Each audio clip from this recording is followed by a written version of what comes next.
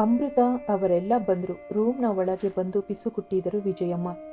ಅಮೃತ ಕನ್ನಡಿಯಲ್ಲೊಮ್ಮೆ ತನ್ನ ಮುಖ ನೋಡಿಕೊಂಡು ಮುಂಗುರುಳು ಸರಿ ಮಾಡಿಕೊಂಡಳು. ಅಕ್ಕ, ಹುಡುಗ ಚೆನ್ನಾಗಿದ್ದಾನೆ, ಓಡಿ ಬಂದು ಹೇಳಿದ್ಲು ಅವಳ ಕೊನೆಯ ತಂಗಿ ಚಂದ್ರಿಕಾ. ಅಮೃತ ನಕ್ಕು ತಂಗಿಯ ಕೆನ್ನೆ ತಟ್ಟಿದಳು. ಹೊರಗಡೆ ಅಮೃತಳ ತಂದೆ ತಾಯಿ ಬಂದವರನ್ನು ಸ್ವಾಗತಿಸುವ ಸಂಭ್ರಮದಲ್ಲಿದ್ದರು. ಹುಡುಗ ಪೋಸ್ಟ್ ಆಫೀಸ್ನಲ್ಲಿ ಕೆಲಸದಲ್ಲಿದ್ದ, BA ಓದಿದ್ದ. ಇರುವ ಇಬ್ಬರು ಅಕ್ಕಂದಿರಿಗೆ ಮದುವೆಯಾಗಿತ್ತು. ತಮ್ಮ BSc ಓದುತ್ತಿದ್ದ. ಹುಡುಗನ ತಂದೆ ಪೋಸ್ಟ್ ಮಾಸ್ಟರ್ ಆಗಿದ್ದರು.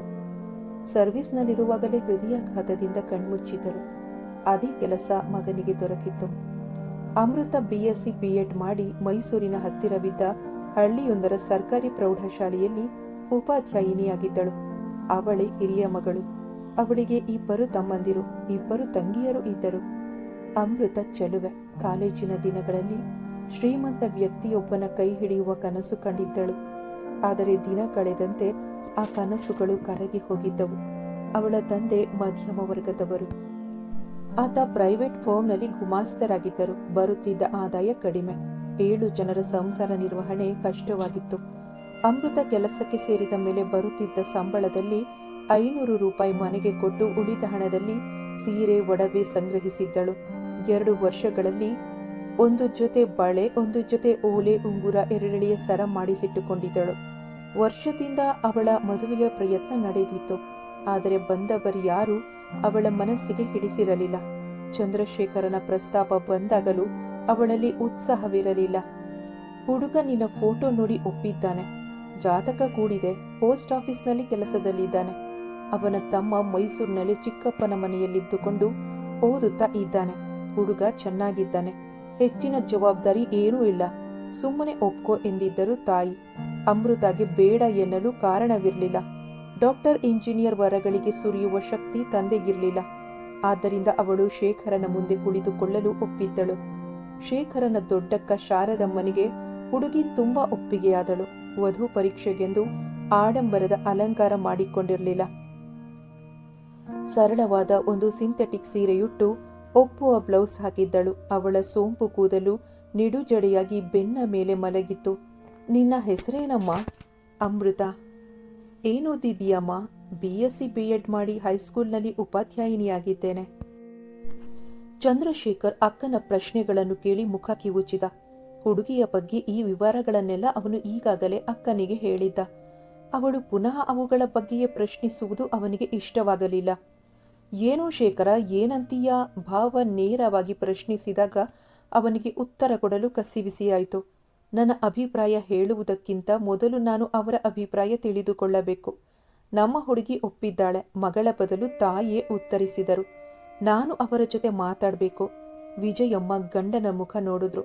ಸೀತಾರಾಮಯ್ಯ ಮಗಳಿಗೆ ಹೋಗಮ್ಮ ಅಮೃತ, ಅವರನ್ನು ಮಹಡಿಯ ಮೇಲಕ್ಕೆ ಕರೆದುಕೊಂಡು ಹೋಗು ಅಂದ್ರು. ಮಹಡಿಯ ಮೇಲೆ ಒಂದು ರೂಮ್, ಒಂದು ಹಾಲ್ ಇತ್ತು. ಬೆಳಗ್ಗೆ ಅದನ್ನೆಲ್ಲ ಕ್ಲೀನ್ ಮಾಡಿದ್ದರು. ಶೇಖರ ಅಲ್ಲಿದ್ದ ಕುರ್ಚಿಯ ಮೇಲೆ ಕುಳಿತ. ಅಮೃತ ಗೋಡೆಗೆ ಹೊರಗಿ ನಿಂತಳು. ನೀವು ಕುಳಿತುಕೊಳ್ಳಿ. ಅವಳು ಅಲ್ಲಿದ್ದ ಮಂಚದ ತುದಿಯಲ್ಲಿ ಕುಳಿತಳು. ನನ್ನನ್ನು ಮದುವೆಯಾಗಲು ನಿಮಗೆ ಒಪ್ಪಿಗೆ ಇದೆಯಾ? ನೀವು ಒಪ್ಪಿದ ಮೇಲಲ್ಲವೇ ನಾನು ಆ ಪ್ರಶ್ನೆಗೆ ಉತ್ತರಿಸಬೇಕು. ನೀವು ನನಗೆ ಮೆಚ್ಚುಗೆಯಾಗಿದ್ದೀರಾ. ಆದರೆ ನಿಮ್ಮ ಕೈ ಹಿಡಿಯಲು ನನ್ನ ಮನಸ್ಸು ಹಿಂಜರಿಯುತ್ತಿದೆ. ಯಾಕೆ? ನಾನು ಹೆಚ್ಚು ಓದಿಲ್ಲ. ನಿಮಗೆ ಬರುವಷ್ಟು ಸಂಬಳ ನನಗೆ ಬರುವುದಿಲ್ಲ. ನಾನು ನಿಮಗೆ ಅರ್ಹನಲ್ಲವೇನೋ ಅಂತ ಅನ್ನಿಸ್ತಿದೆ. ಅದನ್ನು ನಿರ್ಧರಿಸಬೇಕಾದವಳು ನಾನು ಶ್ರೀಮಂತನಲ್ಲ. ನನಗೆ ಯಾವ ಆಸ್ತಿ ಪಾಸ್ತಿಯೂ ಇಲ್ಲ. ಮದುವೆಯ ನಂತರ ನಮ್ಮಮ್ಮ ನನ್ನ ಜೊತೆಯೇ ಇರ್ತಾರೆ. ನನ್ನ ತಮ್ಮನಿಗೆ ಕೆಲಸ ಸಿಗುವವರೆಗೂ ಕೊಂಚ ಕಷ್ಟ ಆಗಬಹುದು. ಆಮೇಲೆ ದಯವಿಟ್ಟು ನೀವು ಹಾಗೆಲ್ಲ ಹೇಳ್ಬೇಡಿ. ನಿಮ್ಮ ಮನೆ ಸೇರಿದ ಮೇಲೆ ನಿಮ್ಮವರೆಲ್ಲ ನನ್ನ ಪರವಾಗಲ್ವಾ? ನೀವು ಆ ಬಗ್ಗೆ ಅನುಮಾನ ಇಟ್ಕೊಳ್ಬೇಡಿ. ನನ್ನವರಾಗಲ್ವಾ? ನೀವು ಆ ಬಗ್ಗೆ ಅನುಮಾನ ಇಟ್ಕೊಳ್ಬೇಡಿ. ಅವಳ ಮಾತು ಕೇಳಿ ಅವನಿಗೆ ಸಮಾಧಾನವಾಯಿತು. ನನಗೆ ನೀವು ಒಪ್ಪಿಗೆಯಾಗಿದ್ದೀರಾ. ನಾನು ಕೆಲಸದಲ್ಲಿರುವ ಹುಡುಗಿಯೇ ಬೇಕು ಅಂತ ಬಯಸಿ ಕೈ ಹಿಡಿಯುತ್ತಿರುವುದರಿಂದ ನಾವು ವರದಕ್ಷಿಣೆ, ವರೋಪಚಾರ ಏನೂ ಡಿಮ್ಯಾಂಡ್ ಮಾಡಲ್ಲ. ಸರಳವಾಗಿ ಮದುವೆ ಮಾಡಿಕೊಟ್ರೆ ಸಾಕು. ನಿಮ್ಮ ತಾಯಿ ಸುಮ್ಮನಿರ್ತಾರಾ? ಖಂಡಿತ ಸುಮ್ಮನಿರ್ತಾರೆ. ನಿಮಗೆ ಆ ವಿಚಾರದಲ್ಲಿ ಸಂದೇಹವೇ ಬೇಡ. 4 ತಿಂಗಳಲ್ಲಿ ಅಮೃತ ಶೇಖರನ ಕೈ ಹಿಡಿದಳು. ಶೇಖರ ಇದ್ದಿದ್ದು ಬೆಂಗಳೂರಿನಲ್ಲಿ. ಆದ್ದರಿಂದ ಅಮೃತ ವರ್ಗಕ್ಕಾಗಿ 1 ವರ್ಷ ಕಾಲ ಕಾಯಬೇಕಾಯಿತು. ಮ್ಯಾಥ್ಸ್ ಟೀಚರ್ ಎಂದು ಹೆಸರು ಗಳಿಸಿದ್ದಳು. ಆದರೆ ಮನೆಯಲ್ಲಿ ಆ ಕಡ್ಡಿ ತೆಗೆದು ಈ ಕಡೆ ಇಡ್ತಿರ್ಲಿಲ್ಲ. ತವರಿನಲ್ಲಿದ್ದಾಗಲೂ ವಿಜಯ ಮನೆ ಎಲ್ಲ ಕೆಲಸ ಮಾಡ್ತಿದ್ರು. ಹಿರಿಯ ಮಗಳಾಗಿದ್ದರೂ ಅಮೃತ ತಾಯಿಗೆ ಕೆಲಸದ ವಿಚಾರದಲ್ಲಾಗಲಿ ಮಕ್ಕಳನ್ನು ಸುಧಾರಿಸುವ ವಿಚಾರದಲ್ಲಾಗಲಿ ಸಹಾಯ ಮಾಡಿದವಳಲ್ಲ. ಓದುವ ಹುಡುಗಿ, ಅವಳಿಗೆ ಕೆಲಸ ಹೇಳ್ಬೇಡ, ಪಾಪ ಹೊರಗೆ ಹೋಗಿ ದುಡಿದು ಬರ್ತಾಳೆ, ಮನೆಯಲ್ಲಾದರೂ ಆರಾಮವಾಗಿರ್ಲಿ ಎಂದುಕೊಂಡು ತಾವೇ ಕಷ್ಟವೋ ಸುಖವೋ ಎಲ್ಲ ಕೆಲಸ ಮಾಡ್ತಿದ್ರು. ಅಮೃತಳ ಅತ್ತೆ ಸರೋಜಮ್ಮ ಕೂಡ ತುಂಬ ಒಳ್ಳೆಯ ಹೆಂಗಸು. ನೀನು ಹೊರಗೆ ಹೋಗಿ ದುಡಿದು ಬರುವುದೇ ಸಾಕಮ್ಮ, ನನ್ನ ಕೈ ಕಾಲು ಗಟ್ಟಿಯಾಗಿರುವವರೆಗೂ ನಾನೇ ಮಾಡ್ತೀನಿ, ಆಮೇಲೆ ನೀನು ಮಾಡೋದು ಇದ್ದೇ ಇದೆ ಎನ್ನುತ್ತಿದ್ದರು. ಅಮೃತಾಗೆ ಮೊದಲಿನಿಂದಲೂ ಟ್ಯೂಷನ್ಸ್ ಹೇಳಬೇಕೆಂಬ ಆಸೆ ಇತ್ತು. ಮೈಸೂರಿನಲ್ಲಿ ಅವಳ ತಂದೆ ತಾಯಿ ಅದಕ್ಕೆ ಅವಕಾಶ ಕೊಟ್ಟಿರಲಿಲ್ಲ. ಮನೆಯೂ ಅಷ್ಟೊಂದು ವಿಶಾಲವಾಗಿರಲಿಲ್ಲ. ಬೆಂಗಳೂರಿನಲ್ಲಿ ಶೇಖರನಿದ್ದ ಮನೆ ಹಳೆಯದಾಗಿದ್ದರೂ ವಿಶಾಲವಾಗಿತ್ತು. ಮನೆಯಲ್ಲಿದ್ದವರ ಸಂಖ್ಯೆಯೂ ಕಡಿಮೆ ಆದ್ದರಿಂದ ಅಮೃತ ಮನೆ ಪಾಠ ಮಾಡುವ ನಿರ್ಧಾರ ಕೈಗೊಂಡಳು. ಆದರೆ ಶೇಖರ್ ಒಪ್ಪಲಿಲ್ಲ. ಖಂಡಿತ ಬೇಡ ಅಮೃತ, ನೀನು ಮನೆ ಪಾಠ ಇಟ್ಟುಕೊಂಡರೆ ನಾನು ನೀನು ಒಟ್ಟಿಗೆ ಇರುವುದಕ್ಕೆ ಆಗುವುದೇ ಇಲ್ಲ. ಸದ್ಯಕ್ಕೆ ನೀನು ಆ ಯೋಚನೆ ಕೈಬಿಡು. ಮನೆ ಪಾಠದಿಂದ ಬೇಕಾದಷ್ಟು ಸಂಪಾದಿಸಬಹುದು ರೀ. ನೋಡು ಅಮ್ಮು, ಹಣ ಒಂದೇ ಜೀವನದಲ್ಲಿ ಪ್ರಧಾನವಲ್ಲ. ಈಗ ನಮಗೇನು ಕಡಿಮೆಯಾಗಿರೋದು? ಶ್ರೀಮಂತ ಜೀವನ ನಮ್ಮದಲ್ಲದಿರಬಹುದು, ಆದರೆ ನೆಮ್ಮದಿಯ ಜೀವನ ನಮ್ಮದಾಗಿಲ್ವಾ? ದಾಂಪತ್ಯದ ಬಿಸಿ ಇನ್ನೂ ಆರಿರಲಿಲ್ಲವಾಗಿ ಅಮೃತ ಗಂಡನ ಪ್ರೀತಿಯ ಮಾತಿಗೆ ಮಣಿದಳು. ಸಾಮಾನ್ಯವಾಗಿ ಸಾಯಂಕಾಲ ಅವರಿಬ್ಬರು ತಿರುಗಾಡಲು ಹೋಗ್ತಿದ್ರು. ಶೇಖರ್ ಅವಳಿಗೆ ಪ್ರೀತಿಯಿಂದ 2 ಮೊಳ ಹೂವನ್ನು, ಪಾನಿಪುರಿಯನ್ನು ಕೊಡಿಸ್ತಿದ್ದ. ಅತ್ತೆ ರುಚಿ ರುಚಿಯಾಗಿ ಅಡುಗೆ ತಿಂಡಿ ಮಾಡಿ ಬಡಿಸುತ್ತಿದ್ದರು.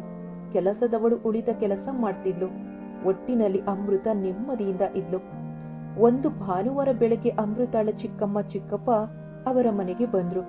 ಅಮೃತ ಅವರನ್ನು ಸಂಭ್ರಮದಿಂದ ಸ್ವಾಗತಿಸಿದಳು. ನಮ್ಮ ಮಂಜುಗೆ ಮದುವೆ ಗೊತ್ತಾಯಿತು. ಅಮೃತ ಮುಂದಿನ ತಿಂಗಳು 14ನೇ ತಾರೀಕು ಮೈಸೂರಿನಲ್ಲೇ ಮದುವೆ. ನೀನು ಖಂಡಿತ ಬರಬೇಕು. ಆಗ್ಲಿ ಚಿಕ್ಕಮ್ಮ, ಖಂಡಿತ ಬರ್ತೀನಿ. ಹುಡುಗಂಗೆ ಏನ್ ಕೆಲಸ? ಹುಡುಗ ಡಾಕ್ಟರ್. ನಮ್ಮ ಬೀಗರಿಗೆ 3 ಜನ ಹೆಣ್ಮಕ್ಳು, ಒಬ್ಬನೇ ಗಂಡು ಮಗ. ಹೆಣ್ಣು ಮಕ್ಕಳಿಗೆಲ್ಲ ಮದುವೆಯಾಗಿದೆ. ಇವರಿಗೆ 5-6 ಮನೆಗಳಿವೆ. ನಮ್ಮ ಅಳಿಯ ಕ್ಲಿನಿಕ್ ಇಟ್ಟಿದ್ದಾರೆ. ಸಂಪಾದನೆ ಚೆನ್ನಾಗಿದ್ಯಂತೆ. ಒಟ್ಟಿನಲ್ಲಿ ನಮ್ಮ ಮಂಜುಳಾ ತುಂಬಾ ಪುಣ್ಯ ಮಾಡಿದ್ಲು. ಅಮೃತಾಳ ಮನಸ್ಸು ಅಸೂಯೆಯಿಂದ ತಳಮಳಿಸಿತು. ಆದರವಳು ಅದನ್ನು ತೋರಿಸಿಕೊಳ್ಳದೆ ಸಂತಸ ವ್ಯಕ್ತಪಡಿಸಿದಳು. ನಮ್ಮ ಮಂಜು ಇದೇ ಊರಿಗೆ ಬರ್ತಾಳಮ್ಮ, ವಿಜಯನಗರದಲ್ಲಿ ಮನೆ. ನೀನು ಆಗಾಗ್ಗೆ ವಿಚಾರಿಸ್ಕೊಳ್ತಿರ್ಬೇಕು. ಅಮೃತ ನಗು ನಗುತ್ತಾ ಅವರನ್ನು ಬೀಳ್ಕೊಟ್ಟಳು. ಮಂಜುಳೆಯ ನೆನಪಾದೊಡನೆ ಅವಳ ಹೃದಯ ನಿಟ್ಟುಸಿರು ಬಿಟ್ಟಿತು. ಮಂಜುಳಾ ಅಮೃತಾಳ ಚಿಕ್ಕಮ್ಮ ಚಿಕ್ಕಪ್ಪರ ಒಬ್ಬಳೆ ಮಗಳು. ಅವಳ ತಂದೆ ಹೆಸರಾಂತ ಡಾಕ್ಟರ್. ಹೇರಳವಾಗಿ ಸಂಪಾದಿಸಿದ್ದರು. ಮಂಜುಳಾ ಚಿನ್ನದ ಚಮಚ ಬಾಯಲ್ಲಿಟ್ಟುಕೊಂಡೇ ಹುಟ್ಟಿದಳೆನ್ನಬೇಕು. ಮೊದಲಿಂದಲೂ ಅಮೃತ ತನ್ನ ಓರಗೆಯವಳಾದ ಮಂಜುಳಾಳ ಅದೃಷ್ಟ ಕಂಡು ಒಳಗೊಳಗೆ ಕೊರಗುತ್ತಿದ್ದಳು. ಆದರೆ ಮಂಜುಳಾಗೆ ಅದರ ಅರಿವಿರಲಿಲ್ಲ. ಇಬ್ಬರು ಒಂದೇ ಕ್ಲಾಸು, ಒಂದೇ ಕಾಲೇಜು ಆಗಿದ್ದರಿಂದ ಅಮೃತಾಳ ಸೆರಗು ಹಿಡಿದುಕೊಂಡೇ ಓಡಾಡ್ತಿದ್ಲು. ಶನಿವಾರ ಭಾನುವಾರಗಳಲ್ಲಿ ಅಮೃತ ಅವರ ಮನೆಯಲ್ಲಿದ್ದುಕೊಂಡು ಸಿನಿಮಾ ನಾಟಕಗಳಿಗೆ ಹೋಗ್ತಿದ್ಲು. ಅವರ ಜೊತೆ ಊರೂರು ಸುತ್ತುತ್ತಿದ್ದಳು. ಮಂಜುಳೆಯ ಬೆಲೆ ಬಾಳುವ ಸೀರೆ ಒಡವೆಗಳನ್ನು ಧರಿಸುತ್ತಿದ್ದಳು. ಅವರ ಮನೆಯ ವೈಭವ ನೋಡಿದ ಮೇಲೆ ಅಮೃತಾಗೆ ಮೋಹ ಹುಟ್ಟಿತು. ಮಂಜುಳಾ ಚೆಲುವೆ, ಆದರೆ ಸರಳವಾಗಿ ಅಲಂಕರಿಸಿಕೊಳ್ಳುತ್ತಿದ್ದಳು. 23 ವರ್ಷದ ತರುಣಿಯಾಗಿದ್ದರೂ ಮಗುವಿನ ಮುಗ್ಧತೆ ಅವಳ ಮುಖದಲ್ಲಿತ್ತು. ಜೊತೆಗೆ ತುಂಬಾ ಮೆದು ಸ್ವಭಾವದ ಹುಡುಗಿ. ಗಟ್ಟಿಯಾಗಿ ಮಾತನಾಡೇ ಅರಿಯಳು. ಅವಳು BSc ಆಗುತ್ತಿದ್ದಂತೆ ಓದು ನಿಲ್ಲಿಸಿದ್ದಳು. ಆಗಲಿಂದ ವರಾನ್ವೇಷಣೆ ನಡೆದಿತ್ತು. ಮಂಜುಳಾಳ ಅದೃಷ್ಟ ಕಂಡು ಅಮೃತಳ ಎದೆ ಅಸಹನೆಯಿಂದ ಕುದಿಯಿತು. ಮನಸ್ಸು ತನ್ನನ್ನು ಅವಳ ಜೊತೆ ಹೋಲಿಸಿಕೊಂಡಿತು. ಮಂಜುಳಾ ಶ್ರೀಮಂತರ ಮನೆಯಲ್ಲಿ ಹುಟ್ಟಿ ಬೆಳೆದು ಶ್ರೀಮಂತರ ಮನೆಯನ್ನೇ ಸೇರುತ್ತಿದ್ದಾಳೆ. ಆದರೆ ನಾನು ಹುಟ್ಟಿದ್ದು ಬಡವರ ಮನೆಯಲ್ಲಿ, ಬಾಳ್ತಿರೋದು ಕೂಡ ಬಡವರ ಮನೆಯಲ್ಲಿ. ಶ್ರೀಮಂತನೊಬ್ಬನ ಕೈ ಹಿಡಿದಿದ್ದರೆ ಸುಖವಾಗಿರಬಹುದಿತ್ತು. ಅವಳು ಕಾರ್ನಲ್ಲೇ ತಿರುಗಾಡ್ತಾಳೆ. ಆದರೆ ನನ್ನ ಅದೃಷ್ಟಕ್ಕೆ ಸ್ಕೂಟರ್ ಕೂಡ ಇಲ್ಲ. ಅಂದೇ ರಾತ್ರಿ ಅವಳು ಗಂಡನಿಗೆ ಹೇಳಿದ್ಲು, ರೀ, ನೀವು ಆದಷ್ಟು ಬೇಗ ಸ್ಕೂಟರ್ ತೆಗೆದುಕೊಳ್ಳಿ. ಈಗ ಸ್ಕೂಟರ್ ಯಾಕೆ ಅಮ್ಮು? ಬಸ್ನಲ್ಲಿ ಓಡಾಡಿ ನನಗೆ ಸಾಕಾಗಿ ಹೋಗಿದೆ. ನನ್ನ ಆಯುಷ್ಯವೆಲ್ಲ ಬಸ್ ಸ್ಟಾಪ್ನಲ್ಲೇ ಕಳೆದು ಹೋಗುತ್ತೇನೋ ಅನ್ನಿಸತ್ತೆ. ಬೆಂಗಳೂರಿನಲ್ಲಿ ಓಡಾಟಕ್ಕೆ ಒಂದು ವೆಹಿಕಲ್ ತುಂಬಾ ಅಗತ್ಯ ರೀ. ನೀವು ಸ್ಕೂಟರ್ ತೆಗೆದುಕೊಳ್ಳುವ ಯೋಚನೆ ಮಾಡಿ. ಅಷ್ಟೊಂದು ಹಣ ಈಗ ನನ್ನ ಹತ್ತಿರ ಇಲ್ವಲ್ಲೇ. ಎಲ್ಲಾದ್ರೂ ಲೋನ್ ತೆಗೆದುಕೊಳ್ಳಿ. ಕಂತಿನಲ್ಲಿ ಹಣ ಕಟ್ಟುವುದು ಕಷ್ಟವಾಗುವುದಿಲ್ಲ. ಅಮೃತಳ ಹಠಕ್ಕೆ ಅವನು ಮಣಿದು ಸೊಸೈಟಿಯೊಂದರಿಂದ 15,000 ರು ಸಾಲ ತೆಗೆದುಕೊಂಡ. ಅಮೃತ ಶಾಲೆಯಲ್ಲಿ ತಾನು ಹಾಕಿದ್ದ 10,000 ರು ಚೀಟಿ ತೆಗೆದುಕೊಟ್ಟಳು. ಅಂತೂ ಇಂತೂ ಹಣ ಹೊಂದಿಸಿ ಶೇಖರ್ ತಿಂಗಳಲ್ಲಿ ಸ್ಕೂಟರ್ ಕೊಂಡುಕೊಂಡ. ಅಮೃತಳ ಆಸೆ ನೆರವೇರಿತು. ಮಗ ಸೊಸೆ ಸ್ಕೂಟರ್ನಲ್ಲಿ ತಿರುಗಾಡುವುದನ್ನು ನೋಡಿ ಸರೋಜಮ್ಮ ಹಿರಿ ಹಿಗ್ಗಿದರು. ಮಂಜುಳಳ ಮದುವೆ ತುಂಬಾ ವೈಭವದಿಂದ ನಡೆಯಿತು. ಅವಳ ಗಂಡ ಮೋಹನ್ ನೋಡಲು ತುಂಬಾ ಸ್ಮಾರ್ಟ್ ಆಗಿದ್ದ. ಮದುವೆ ಮನೆಯಲ್ಲೆಲ್ಲ ಅಮೃತಾಳದೆ ಓಡಾಟ.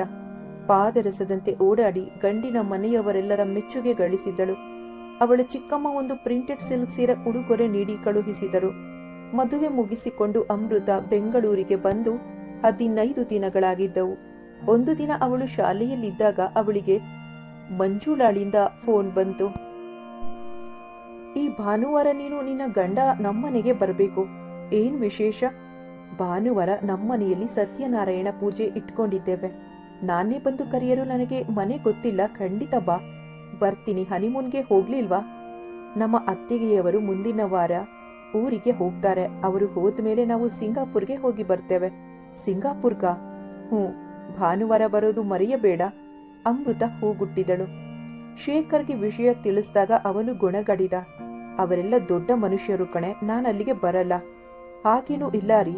ಶ್ರೀಮಂತರಾದರೂ ಅವರಿಗೆ ಸ್ವಲ್ಪನೂ ಜಂಭವಿಲ್ಲ. ಮದುವೆಗೆ ಹೋಗಿ ಬಂದಿದ್ದಾಯ್ತಲ್ಲ, ಪೂಜೆ ಗೀಜೆಗೆಲ್ಲ ಯಾಕೆ? ಸತ್ಯನಾರಾಯಣ ಪೂಜೆಗೆ ಕರೆದ್ರೆ ಹೋಗದೆ ಇರಬಾರ್ದು. ಹೋಗಿ ಬಾಪ ಎಂದಳು ಸರೋಜಮ್ಮ. ಶೇಖರ್ ಒಪ್ಪಲೇಬೇಕಾಯ್ತು. ಭಾನುವಾರ ಬೆಳಗ್ಗೆ ಅಮೃತ ಕೊಂಚ ಎಚ್ಚರಿಕೆಯಿಂದ ಅಲಂಕರಿಸಿಕೊಂಡಳು. ಸಣ್ಣ ಝರಿಯಂಚಿದ್ದ ಟೊಮೆಟೊ ಕೆಂಪಿನ ರೇಷ್ಮೆ ಸೀರೆ ಉಟ್ಟು ಉದ್ದ ತೋಳಿನ ಬ್ಲೌಸ್ ಧರಿಸಿದಳು.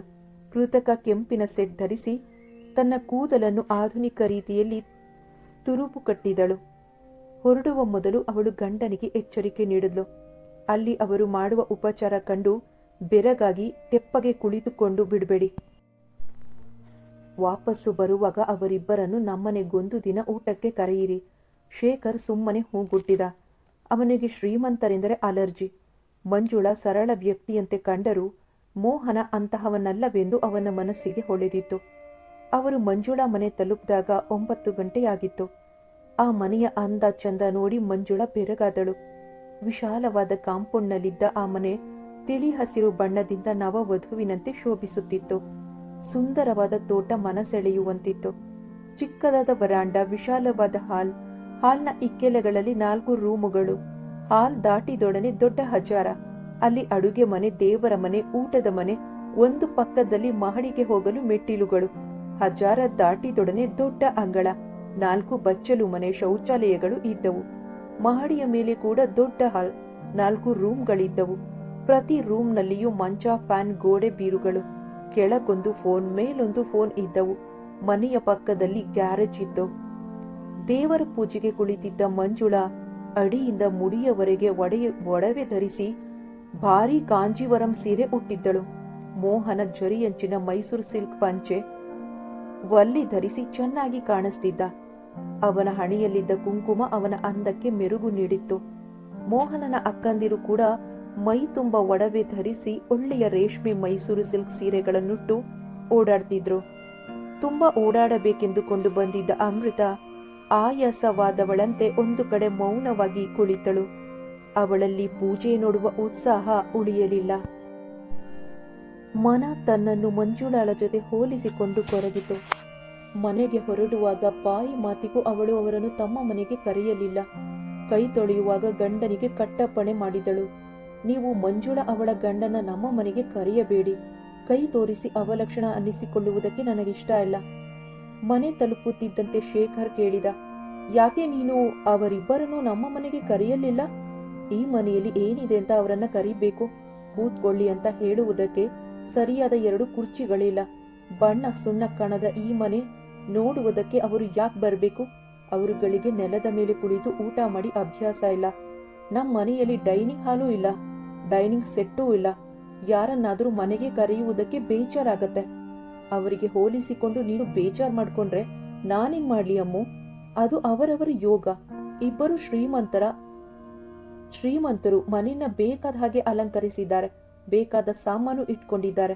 ಅಪ್ಪನ ಆಸ್ತಿ ಇದೆ. ನಾವಿಬ್ರು ಬಡವರು.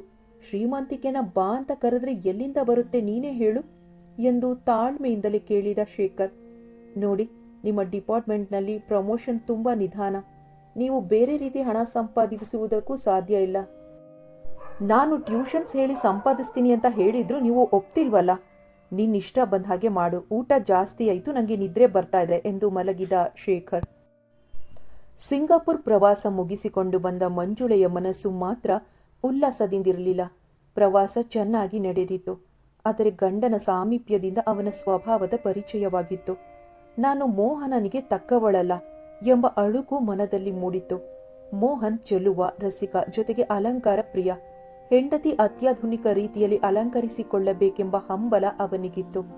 ಸಿಂಗಾಪುರ್ಗೆ ಹೊರಡುವ ಮೊದಲು ಅವನು ಕೇಳಿದ್ದ, ನೀನು ಚೂಡಿದಾರ್ ಹಾಕಲ್ವಾ? ಹಾಕ್ತೀನಿ, ಮದುವೆಯಾದ ಮೇಲೆ ಅವೆಲ್ಲ ಬೇಡ ಅಂತ ಸುಮ್ಮನಿದ್ದೆ.